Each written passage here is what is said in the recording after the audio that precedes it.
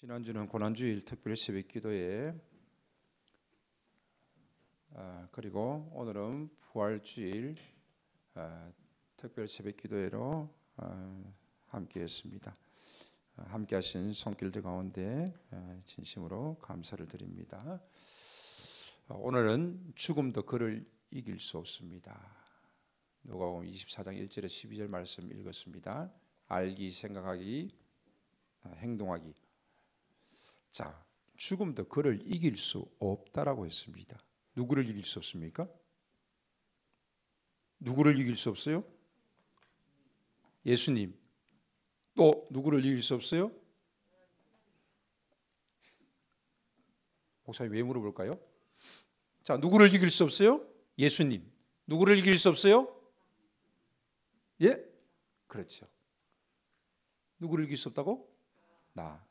나를 이길 수 없다라는 것입니다. 자, 예수님의 사흘 만에 죽은 자 가운데서 부활하셨습니다. 왜 부활하셨을까요? 우리에게 영원한 생명을 주셨습니다. 영원한 생명을 주시기 위해서 부활하셨지요. 그런데 왜 부활하셨을까라는 질문을 다시 한번 드립니다. 자, 그리고 우리에게 영원한 생명을 주셨는데 생각하기 중요한 포인트입니다. 죄가 더 이상 나를 하나님과 분리시키지 못합니다. 라는 확신을 가지고 살아가세요. 이거 놀랍지 않습니까? 죄가 더 이상 나를 하나님과 분리시키지 못합니다. 행동하기. 매일 하나님과 동행하며 부활하신 나의 구세주를 경배하고 섬기세요. 누가 하나님과 동행할 수 있습니까? 누가 하나님을 경배할 수 있습니까?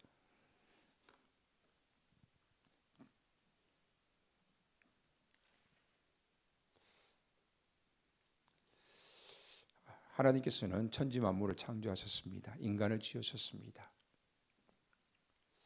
그 하나님은 왜 인간을 지으셨을까요? 우리가 대물림 1호 첫째 시간에 창조에 대한 공부를 했는데 왜 지으셨을까요? 강준석, 왜 지었다고 생각해? 네, 오늘 새벽에 나온 친구들은 깜빡이라도 안 졸면 오늘 미션을 완수하는 겁니다. 그래서 미션에 대한 상금이 있습니다. 왜 지으셨어요? 하나님이 왜 인간을 창조하셨어요?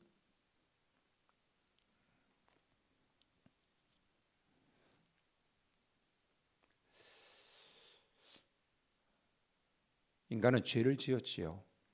그런 말미암아서 하나님께서는 우리에게 또 율법을 주셨습니다. 그리고 그 율법을 지키면서 또한 하나님을 섬기면서 나아갈 수 있도록 하셨습니다. 그러나 인간이 율법을 지킬 수 없지요. 율법을 지킬 수 있는 인간은 이 땅에 존재하지 않습니다. 율법을 지키지 못했다고 정죄하는 인간은 그 속에 자기가 죄가 없습니까? 죄 없는 인간이 어디 있습니까? 도덕과 율법을 말하는 사람은 은혜를 모르는 자입니다. 하나님이 주신 은혜를 욕되게 하는 자입니다.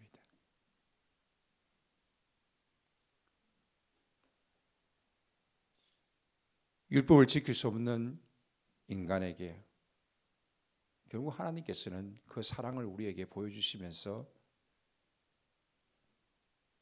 그 사랑으로 말미암아 다시 한번 우리에게 영생을 주십니다. 하나님의 자녀되는 권세를 주시는데 그것이 바로 십자가 사랑입니다. 예수님께서 인간의 몸을 입고 이 땅에 오셔서 십자가에 죽으시고 3일 만에 부활하셨다는 사실입니다. 자, 예수님은 완전한 인간입니다. 그렇죠? 죄가 없으신 인간입니다. 자, 그렇다면 여러분에게 한번 질문을 한번 던져볼까요? 자, 예수님은 완전한 인간입니다. 예수님은 신입니까? 신이 아닙니까?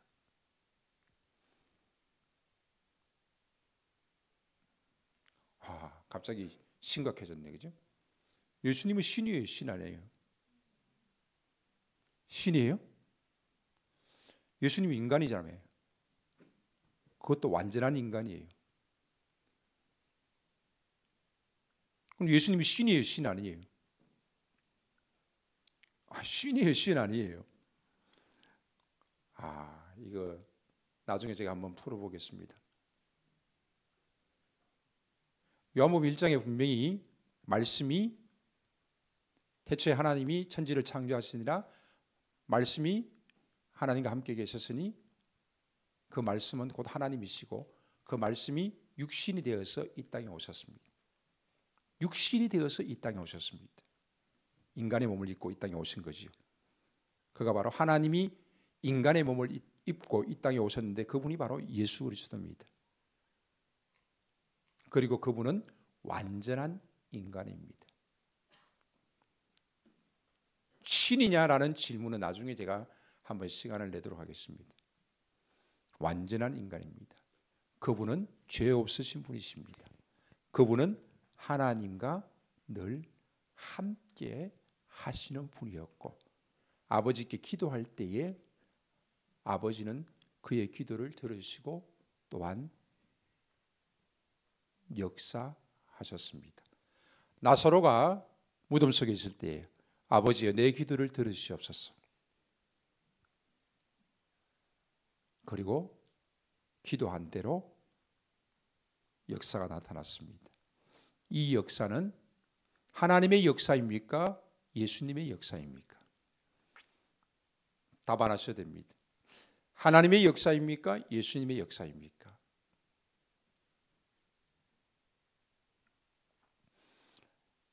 예수님이 무리를 그리시고 예수님이 온갖 기적을 이루셨습니다. 이것은 예수님의 기적입니까? 하나님의 기적입니까? 한번 고민해 보시기 바랍니다. 예수님은 완전한 인간으로 죄 없으신 분으로 이 땅에 오셨는데 그분은 하나님이십니다. 그러나 이 땅에 계시는 그 동안에 그분은 인간의 몸을 입으셨고 또 인간의 몸을 입으셨지만은 죄 없으신 인간으로 이 땅에 계셨습니다. 그리고 그는 죄 있는 인간을 위하여서 대신 죽으시고 3일 만에 부활하셨습니다.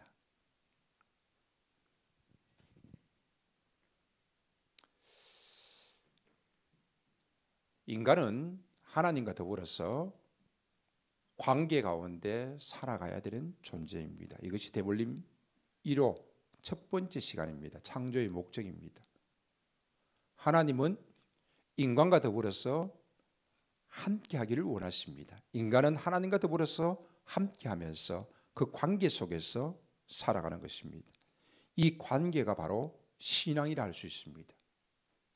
인간 역시 인간과의 관계 속에서 우리는 행복을 느끼고 또 인간과의 관계 속에서 우리는 사랑을 느끼고 사랑을 나누고 또 인간답게 살아갑니다.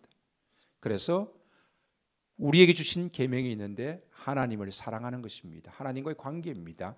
이웃을 사랑하는 것입니다. 이웃과의 관계입니다. 그런데 죄가 이 땅에 들어옴으로 인하여서 그 죄는 이 관계를 다 깨뜨리고 말았습니다. 바로 그것을 영적인 사망이라고 말합니다. 죄로 말미암아서 주어진 결과는 죽음인데 그 죽음은 바로 영적인 죽음입니다. 하나님과의 관계를 더 이상 할 수 없는 하나님과의 관계가 깨어진 영적 사망을 의미합니다. 인간은 죄를 지음으로 하나님과의 관계가 단절되어졌습니다. 그럼에도 불구하고 하나님께서는 끊임없이 인간에게 찾아오지만은 하나님을 찾는 이도 없고 또 하나님을 경배하는 이도 없느니라. 인간은 하나님을 알 수도 없습니다. 그러한 인간에게 하나님께서는 끊임없이 찾아오셔서 또 율법을 주시고 또 그들과 함께 하시면서 그 인간과 더불어서 관계 속에서 살아가기를 원하셨습니다. 그리고 결국에는 하나님이 우리를 사랑하셔서 인간의 몸을 입고 이 땅에 오셨습니다. 우리는 이것을 성육신이라고 말합니다. 왜 오셨습니까? 많은 이유들이 있지만은 인간의 죄를 대속하기 위해서, 제물이 되기 위해서 이 땅에 오셨습니다.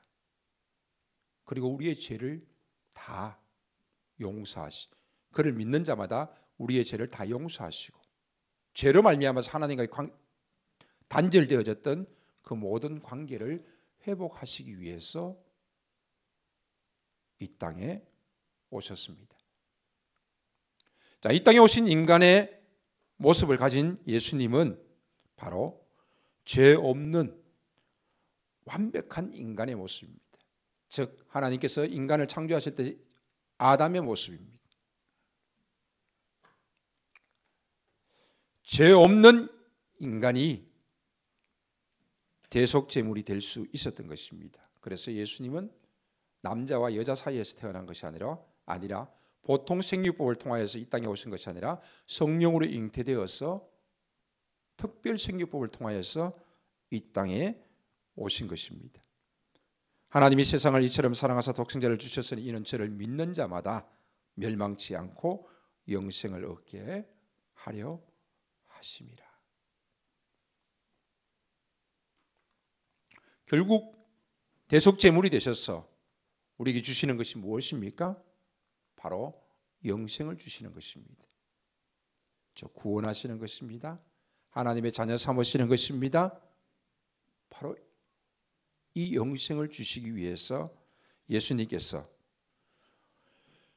이 땅에 오셔서 십자가에 못 박혀 대속 제물이 되시면서 우리를 대신하여서 죽으셨던 것입니다. 그리고 부활하셨습니다. 자, 오늘은 부활주일인데 여기가 본론이 되어지죠. 자, 부활하신 이유가 무엇일까요? 왜 부활했을까요? 십자가에 못 박혀 죽으셔서 우리의 죄를 다 용서하셨다는데 왜 부활하셨을까요? 그러면 된 거 아니에요? 대속제물이 되면은 죽고 나면 끝인데 대속제물이 되어서 우리를 대신해서 죽으셨다는데, 그런데 왜 부활하셨어요? 부활하신 이유가 무엇일까요? 부활하신 이유가 뭘까요? 첫째는 인간의 몸을 입고 오신 예수, 즉 대속제물이 되신 그 예수는 죄 없는 인간이라는 사실이 바로 부활을 통하여서 명확하게 증거가 되는 것입니다. 결국 무슨 말입니까? 인간의 몸을 입고 오신 예수는 누구다? 하나님이라는 겁니다. 하나님이시라는 확실한 증거가 바로 이 부활의 사건입니다.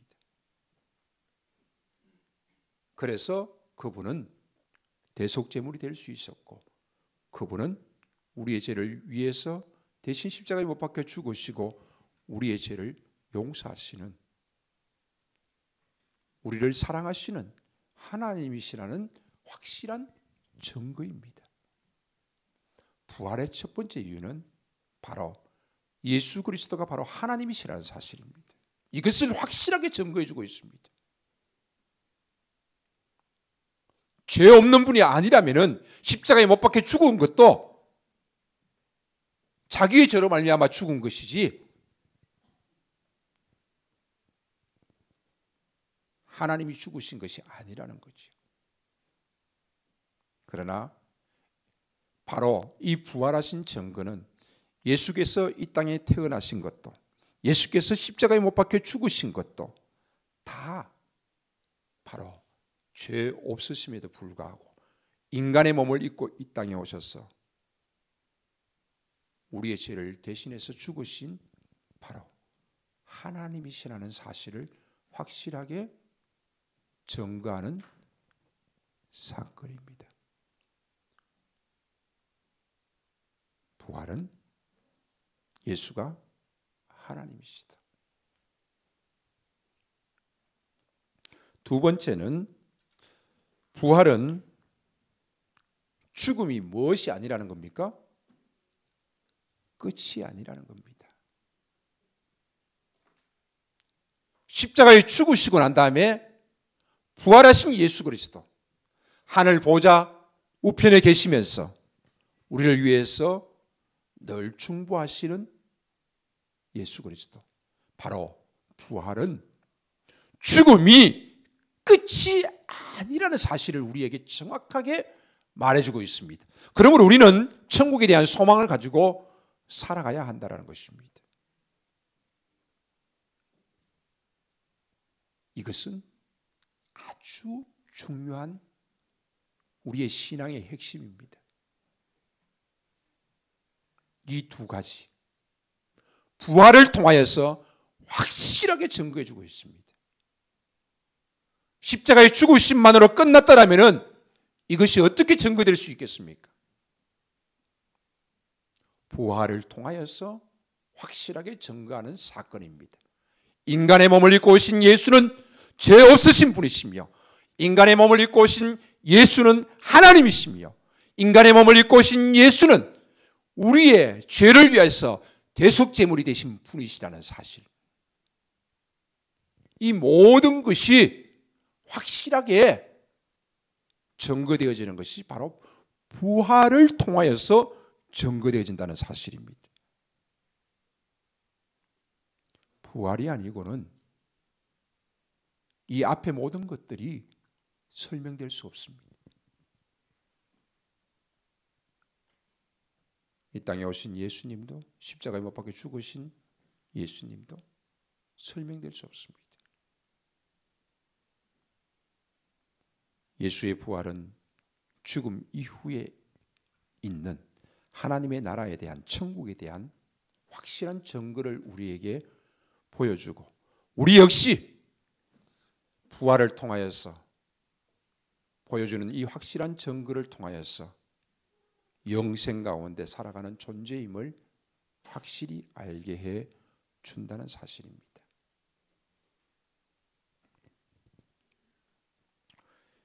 이것이 바로 예수 그리스도께서 부활하신 증거입니다.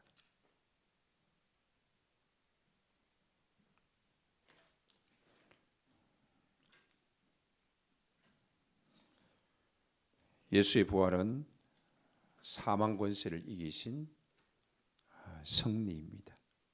그리고 예수의 부활은 우리에게 주시는 영원한 생명입니다.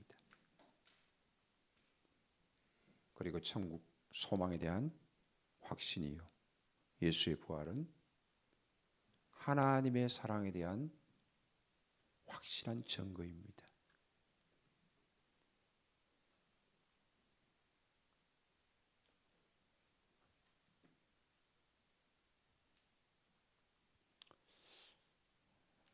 부활하신 이후에 예수님께서는 많은 제자들에게 보이셨습니다. 그리고 마지막에는 500여 명이 보이는 가운데 성천하셨다라고 말씀하고 있습니다. 자, 엠마오로 내려가는 제자들, 부활하신 예수님께서 그 엠마오로 내려가는 제자들과 함께 하셨습니다. 그러면서 그들과 이야기를 하셨습니다. 그런데 이 엠마오로 내려가는 제자들은 자기와 함께 이야기하는 그 예수님인지 알지 못했습니다. 그러나 예수님께서는 그들에게 말씀하시고 말씀을 풀어주시고 자신을 나타내 주십니다.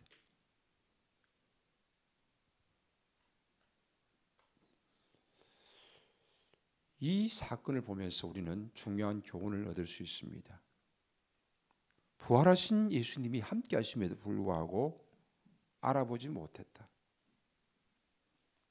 부활하신 예수님이 찾아오셨음에도 불구하고 의심하고 또 의심하는 도마의 모습, 제자들의 모습을 볼 수 있습니다.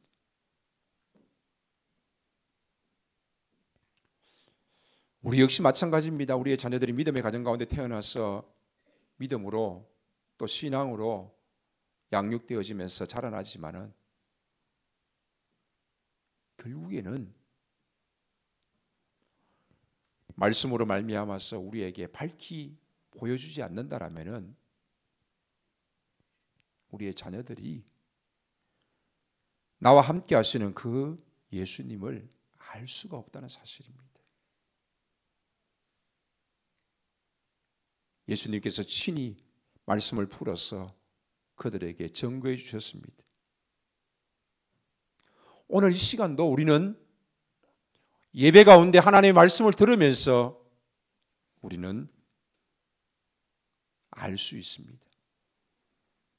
그러나 제가 말씀을 전하지만은 제가 전해주는 이 모든 말씀이 여러분의 마음속에 다 박히는 것은 아닙니다.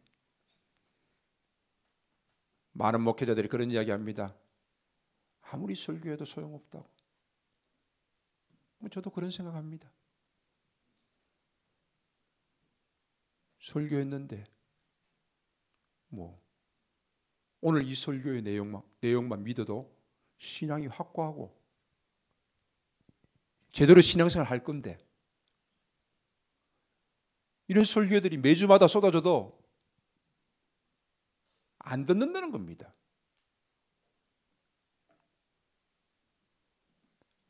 마음에 받아들이지 않는다는 겁니다. 그 안 듣는 사람 대표적인 모습들이 눈을 밑으로 봐요. 절대 저 안 봐요. 선생님 말씀 안 듣는 사람이 학교에서 칠판 안 쳐다봅니다. 밑으로 봅니다. 주무시는 분도 지금도 계세요. 많은 날라갔어요. 우리 학생들. 안 들어요, 안 들어. 가슴이 안 받아들여요, 안 받아들여. 생각을 안 해봐, 안 해봐.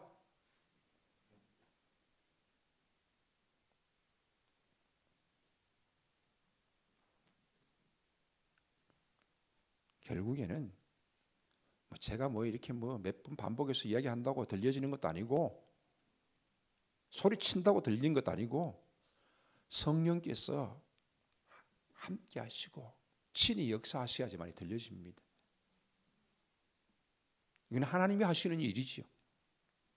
그러나 그럼에도 불구하고 우리는 자세히 설명하고 또 설명하고 해야 되는 것이 우리의 사명입니다. 이 일이 단지 주일 말씀 속에서 전해지는 목사의 설교를 통해서만 주어지는 것이 아니라는 것입니다. 누구의 몫이냐? 예전에는 다 목사의 몫이었습니다. 교육자의 몫이었습니다. 그러나 우리는 이제는 압니다. 이 몫이 가장 큰 책임이 바로 부모에게 있다는 것입니다. 그래서 자녀에게 집에 있을 때든지 앉았을 때든지 길을 갈 때든지 누워 있을 때든지 누가 부모가 자녀에게 끊임없이 가르칠 것을 말씀하고 있는 것입니다. 우리는 가르치지 않았어요. 지금 와서 가슴을 칩니다. 이제는 우리가 할 수 있는 것 문자로라도 가르쳐야 됩니다. 톡으로라도 가르쳐야 됩니다. 기도해야 됩니다. 말하면 듣지 않습니까? 그러면 문자라도 보내야죠. 간절히 기도해야죠. 하다가 기도해도 응답이 되지 않습니까? 마지막 유서에다가 간곡하게 써서 마지막 떠나는 순간까지 자녀들에게 부탁해야 됩니다. 그 이유는 내가 더 할 수 없는 그 이유는 하나님이 하실 것입니다. 믿음의 자녀로 태어났는데 부모가 책임을 다하지 못해서 자녀들이 제대로 신앙생활을 하지 못하는 모습들은 바로 우리의 책임이고, 또 우리가 끊임없이 그 책임을 지고 가르쳐야 될 부분이고, 또 기도해야 될 부분입니다. 이 일을 위해서 여러분들이 문자로 카톡으로 보내십시오. 축복의 말도 보내고, 권면의 말도 보내고, 기도의 내용도 보내고, 자녀들과 함께 하십시오. 그리고 끊임없이 눈물 흘리십시오.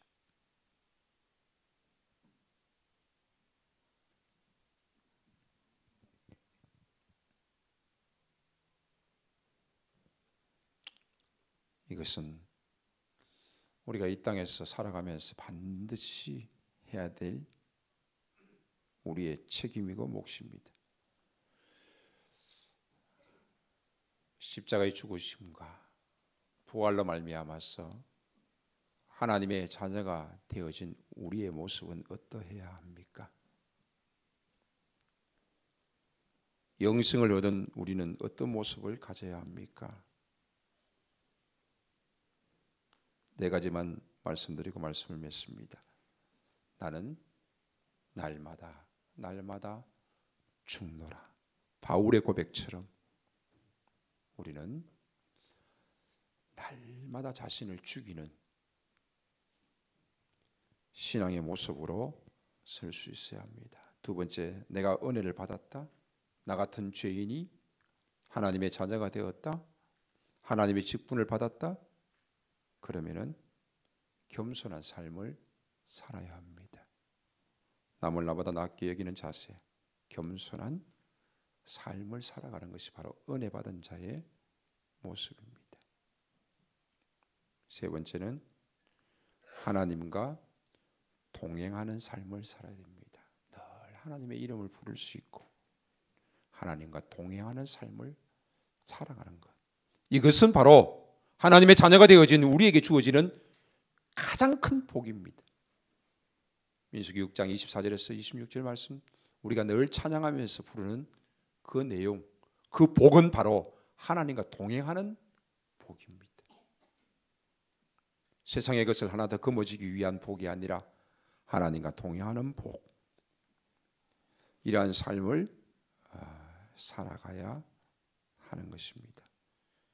마지막, 하나님의 자녀가 되어진 우리는 하나님을 경배하고 하나님을 찬송하는 삶을 살아가야 될 줄로 믿습니다. 바로 이것이 부활하신 그 예수님으로 말미암아 주어진 은혜, 그 은혜의 삶을 살아가는 것이 바로 우리의 이러한 모습인 줄로 믿습니다. 나는 날마다 죽노라.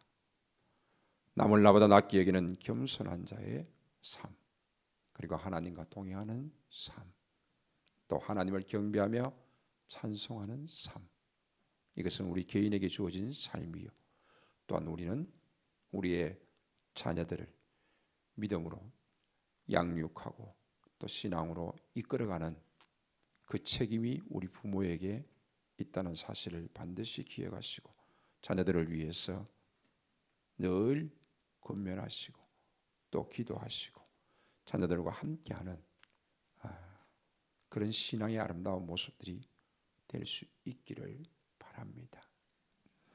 오늘 새벽 기도에 참석하신 분들 명단을 제가 밴드에 쭉 올려드렸습니다. 쭉 올려드렸는데 우리 양성은 장로님 가정이 제일 부흥했어요. 그죠? 갑자기 오늘 한빈이까지 나와가지고 한울, 한성, 한빈, 거기다가 현이, 그리고 이예리, 또 뱃속의 애까지 쭉. 그래서 오늘 아침에 옛날에는 우리 집이 제일 많았는데 근데 갑자기 양씨 가문이 제일 지금 신앙으로 부흥하고 있습니다. 거기다가 우리 양성관 집사님까지 보태가지고 제일 부흥하고 있고 8명, 9명씩 되죠. 우리 집도 지금 아림이네하고 정인이하고 벌써 5명이잖아요. 오래돼요. 6명, 5명, 6명, 7명. 말 안 듣는 아들까지 나왔으면 8명 되는데 오늘 나타나긴 나타났는데 다리 쪄뚝거리면서 나타났어. 다쳐가지고. 보세요. 그죠? 계속해서 우리 자녀들이 결혼하고 또 자녀를 낳고 함께 신앙생활하면서 함께 예배할 수 있는 것, 이것이 우리에게 주어지는 가장 큰 복인 것 같아요. 이 놀라운 복들이 3세대가 함께 예배하고 3세대가 함께 하나님께 영광을 돌리는 이 아름다운 일들이 풍성한 교회 가운데 끊임없이 또한 많이 나타날 수 있기를 주의 이름으로 축원합니다. 아멘. 살아계신 하나님 아버지, 고맙고 감사합니다. 부활하신 예수님으로 말미암아서 우리에게 주시는 확실한 증거로 인해서 하나님의 사랑을 더욱더 확실히 고백하고 하나님의 사랑으로 나아갈 수 있도록 허락하여 주시옵소서. 이 시간도 부활하신 주님을 찬양하기를 원합니다. 경배하기를 원합니다. 하나님, 우리가 찬양할 때에 영광을 받으시고 또한 우리의 기도를 들으시옵소서. 특별히 자녀를 위해서 기도하는 그 기도를 하나님 들으시고 또한 응답하여 주셔서 3세대가 4세대가 함께 하나님께 영광을 돌리며 하나님 앞에 믿음으로 설 수 있는 아름다운 믿음의 가문들이 될 수 있도록 역사하여 주시옵소서. 찬양으로 인도하는 찬양단 가운데 더욱더 하나님의 크신 은혜를 더하여 주시고 함께 찬양하며 주께 영광 돌리게 하여 주시옵소서. 예수님의 이름으로 기도하옵나이다. 아멘.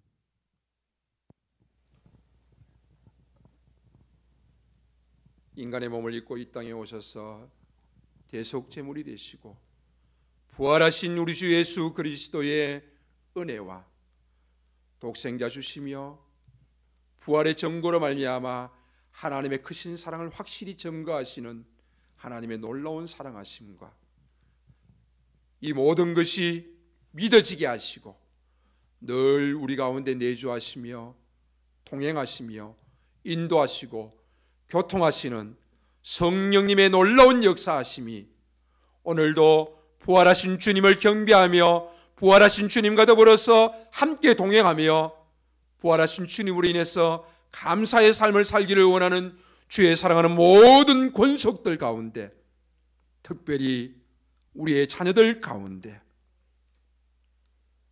주의 몸된 교회 위에, D6 사역 위에 이제로부터 영원토록 함께 있을지어다. 아멘.